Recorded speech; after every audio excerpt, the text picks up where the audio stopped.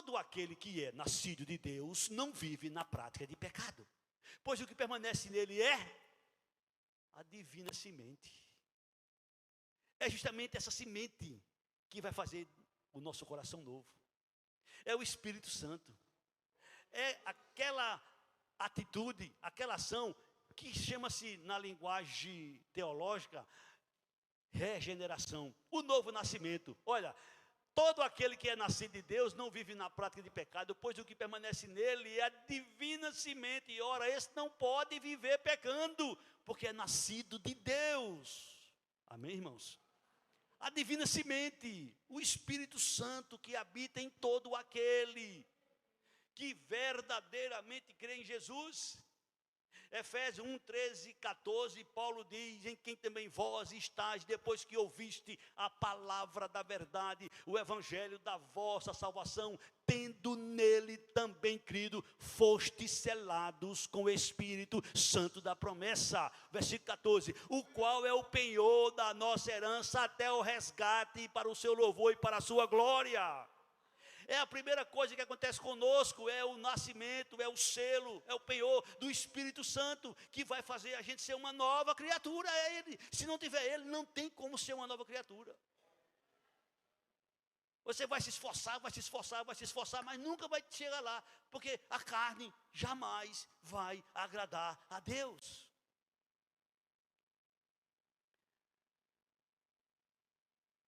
Outra pergunta de suma importância.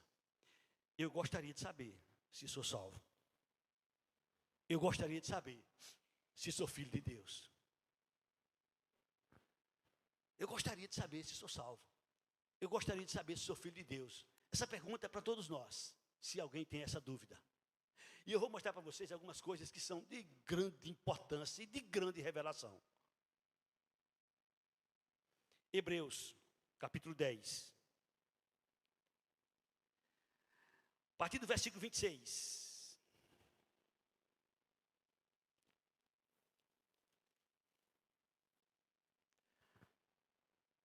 Salvo.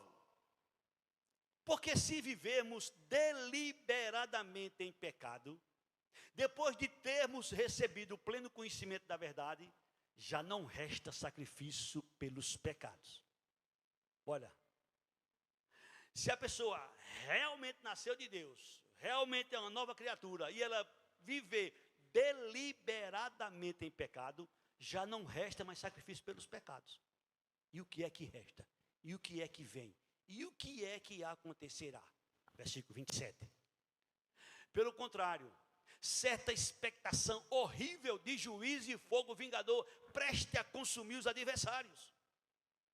Se sem misericórdia morre pelo depoimento de 2 ou 3 testemunhas quem tiver rejeitado a lei de Moisés, muito maior, de quanto mais severo o castigo julgai vós, será considerado digno aquele que calcou os pés do Filho de Deus e profanou o sangue da aliança, com o qual foi santificado e ultrajou o Espírito da graça.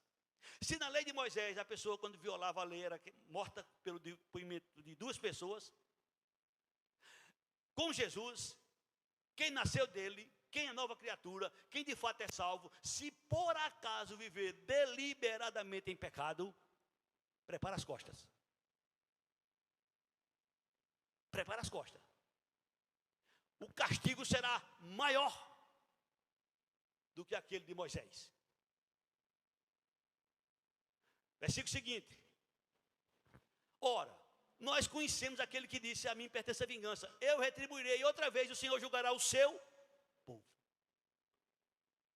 Quem é de Deus, quem nasceu de Deus, se viver deliberadamente em pecado, pode preparar que vai cair nas mãos do Senhor.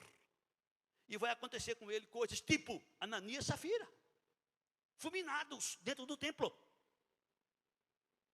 O jovem lá de Corinto que foi entregue para Satanás destruir a carne, não ficará impune. Não ficará impune. Versículo seguinte. Horrível coisa é cair nas mãos do Deus vivo. Deus adverte. Aí como é que eu sei que sou? Como é que você sabe que é? Se você vive no pecado, e não é punido, e não é castigado, você vai saber agora. Você vai descobrir agora. Hebreus 12, você vai passar uma página à frente. A partir do versículo 4. Ora, na vossa luta contra o pecado, ainda não tendes resistido até o sangue. Estais esquecidos da exortação que, como a filhos, discorre convosco? Filho meu, não menospreze a correção que vem do Senhor, nem desmaieis quando por ele és reprovado. Porque o Senhor corrige a quem ama, e açoita a todo filho a quem recebe. É para disciplina que perseverais. Deus vos trata como filhos. Pois que filho há que o pai não corrige? Mas se estáis sem correção, de que todos se têm tornado participantes? Logo, sois bastardos e não filhos. Aqui está a revelação. Se alguém vive em pecado, se alguém vive praticando iniquidade, se alguém vive no mundo fazendo tudo o que quer e vem para a igreja, dá glória a Deus, aleluia, e não acontece nada, e não é castigado, não é repreendido, é porque não é filho. O filho, o salvo, não pode viver pecando. O salvo, o filho, não pode viver pecando. Se for pecar, se viver pecando, prepare as costas, porque o castigo é inevitável. O castigo é inevitável.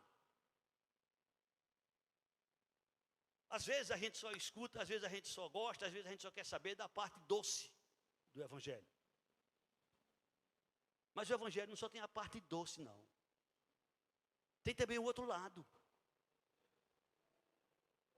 Está revelado, está escrito, e a gente escuta isso todos os meses na ceia do Senhor, que alguns, por comerem a ceia do Senhor indignamente, estavam enfermos, outros estavam fracos, e outros morreram antes do tempo, por comer a ceia do Senhor indignamente. Todo mês a gente lê esse texto aqui na igreja, e será que a gente não escuta? Será que a gente não sabe? Será que a gente não leva isso em consideração? Será que Deus vai deixar a coisa acontecer como se nada tivesse... Não, irmão. Deus julgará o seu povo. E esse julgamento que Deus está falando é aqui, agora. Não é lá não. O julgamento de lá, do povo de Deus, já aconteceu. Jesus levou sobre si nossos pecados. Mas a nossa vida cotidiana aqui, dependendo de nossas atitudes, nossas costas vão receber a lapada. Horrível coisa é cair nas mãos do Deus vivo. Não ficará impune. E se alguém vive, se alguém continua na prática do pecado, faça a oração que eu disse com urgência: Senhor, dá-me um coração novo, porque parece, dá a entender que não nasceu de novo. E se nasceu de novo e viver praticando o que é errado, Deus vai punir. Como aqui está escrito. Versículo de número 8. Mas se estáis sem correção, de que todos se têm tornado participantes? Logo sois bastardos e não filhos.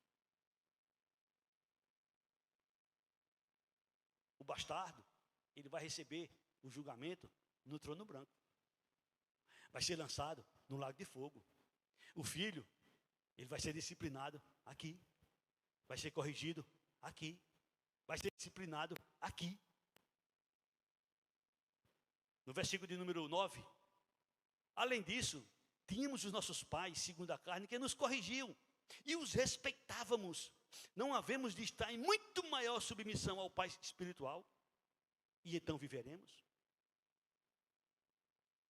Se a gente respeita nossos pais terrenos, se a gente honra nossos pais terrenos, se a gente escuta a voz de nossos pais terrenos, e Deus?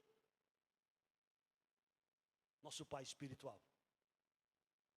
E Deus?